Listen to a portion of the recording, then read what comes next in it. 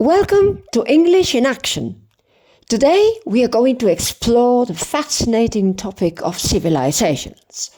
We'll discuss why this debate matters and why the West is often silent on these issues. Let's dive right in with a speaking activity to get our minds engaged.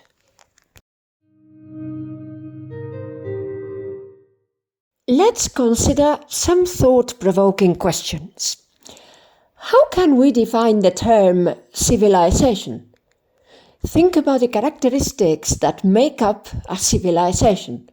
Is it about culture, technology, social structure, or something else? What peoples on Earth might be called uncivilized? Reflect on the criteria used to label certain groups as uncivilized and whether these labels are fair or accurate. Has Western civilization taken the moral high ground? If so, why? Consider the actions and values of Western civilization and whether they justify a sense of moral superiority. Why do you think some ancient civilizations may have collapsed? Explore the possible reasons behind the fall of great civilizations, such as environmental factors, economic issues, or social unrest. Is colonialism and conquest a blessing or a curse to the indigenous peoples? Discuss the impacts of colonialism and conquest on indigenous population, weighing both positive and negative outcomes. Should settlers apologize to the peoples they colonized? Debate the idea of historical accountability and whether modern settlers should apologize for past actions. Should Spaniards apologize to contemporary Americans for past times? Consider the specific case of Spanish colonization in the Americas and the implication of an apology. Should Italian people apologize to the rest of Europe for the Roman conquest? Reflect on the long-term effects of the Roman Empire's expansion and whether an apology is warranted. I suggest you open a chatbot app, for example ChatGPT, and give it the following instruction. I am going to read a number of questions and then I would like to have a conversation with you. You will be the one to start asking the questions. For example, the first question might be, how can we define the term civilization? This will spark a conversation with the chatbot, but remember, it should be the chatbot that starts the conversation.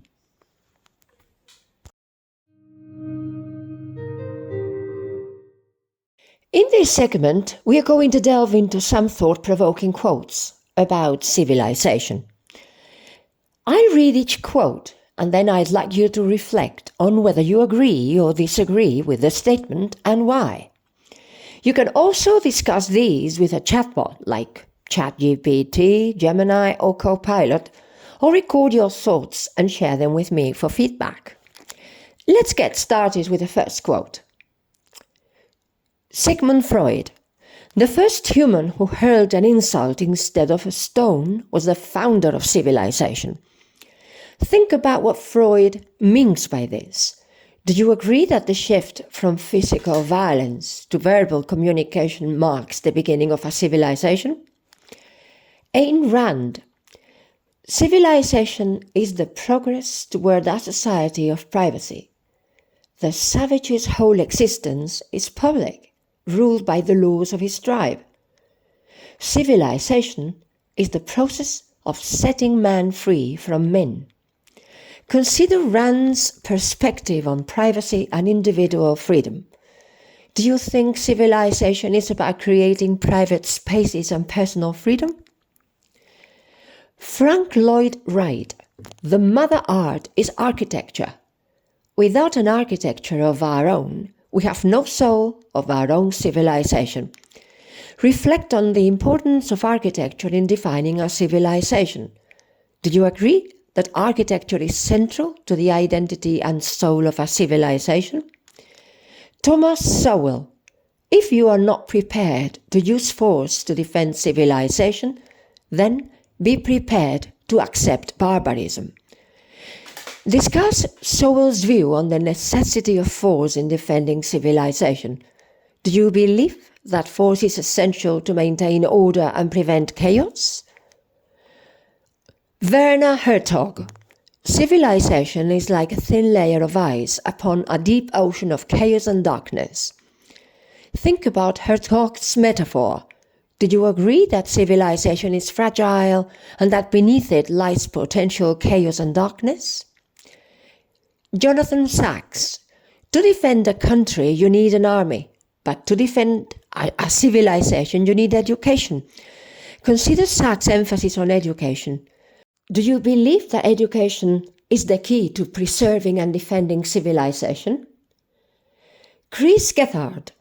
Public transportation is like a magnifying glass that shows you civilization up close. Reflect on Gethard's analogy. Do you think public transportation reveals the true nature of a civilization? Take a moment to think about each quote and form your own opinions. You can discuss these with a chatbot, record your thoughts, or even write them down.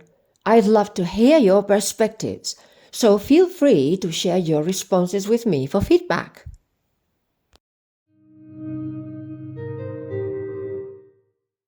In this segment, we are going to dive into some engaging activities that will help us explore the concept of civilization in more depth. These activities are based on the video, What is Civilization? So make sure you've watched it before we begin. Let's get started. First, let me explain the types of activities we'll be doing. Multiple choice questions. These questions will test your understanding of key concepts from the video. You choose the best answer from the options provided. Open-ended questions. These questions will encourage you to think critically and express your thoughts in more detail. There are no right or wrong answers, so feel free to share your perspective. True-false questions. These questions will help you assess your comprehension of specific statements from the video. You'll decide whether each statement is true or false based on the information presented. Short answer questions. These questions will require brief but thoughtful responses. You'll need to summarize key points or explain concepts in a few sentences. Now, let's dive into the activities. Multiple choice questions. Which of the following is a key characteristic of a civilization according to the working definition in the video? A. Nomadic lifestyle. B. Permanent settlements. C. Absence of social organization. D. Exclusively trade-based economies. Think about what makes a civilization stable and sustainable. Consider how permanent settlements might play a role in this. The Neolithic Revolution is best described as A. The creation of large-scale trade networks. B. The development of self-reflective art and monumental architecture. C. The transition to agriculture and permanent settlements. D. The invention of writing systems and record-keeping. Reflect on the major changes that occurred during the Neolithic Revolution and how they transformed human societies.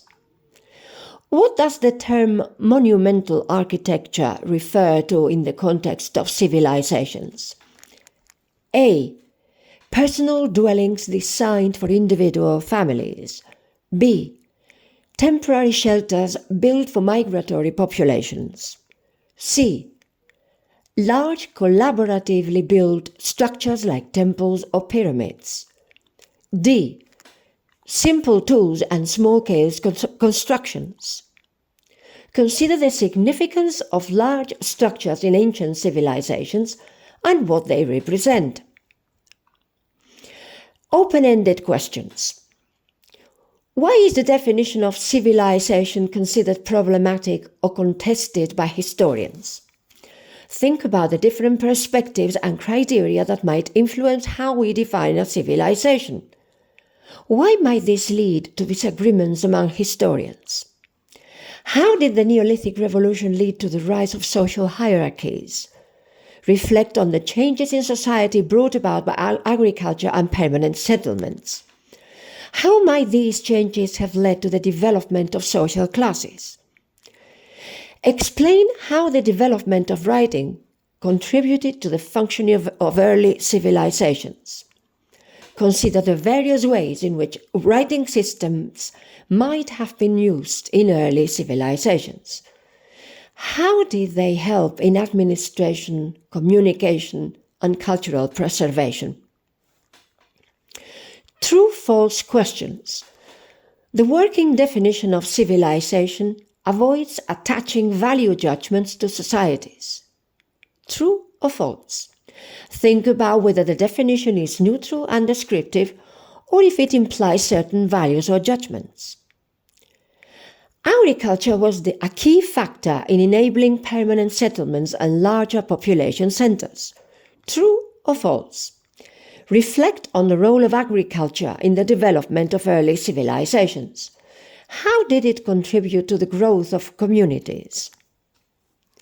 3. A trade-based economy is the defining characteristic of all civilizations. True or false? Consider whether trade is the only defining feature of a civilization, or if there are other important aspects to consider. Short answer questions. What is the role of self-reflective art in defining a civilization? Think about how art can express the identity and values of a civilization. Why might self-reflective art be important in this context? 2. How did the concept of a food surplus contribute to the growth of early civilizations? Reflect on the impact of having more food than needed for immediate survival. How did this surplus enable other aspects of civilization to develop? Thank you for joining us on Gloria's English e-learning podcast. I hope you found today's exploration of civilizations both enlightening and engaging. We've covered a lot of ground, from defining what makes a civilization to discussing the impacts of the Neolithic Revolution and the role of monumental architecture. Remember, these activities are designed to help you think critically and deepen your understanding of the topics we've discussed. Take your time to reflect on the questions and share your thoughts with others. If you enjoyed this video, I have more exciting content waiting for you in the second part of this series. In the next video, we'll dive even deeper into the complexities of civilizations with more interactive activities and thought-provoking discussions. So, don't forget to check out the second part of this series on our YouTube channel. Your journey to mastering English and understanding the world around us continues there. Thank you for listening, and I look forward to seeing you in the next video. Until then, keep learning and stay curious.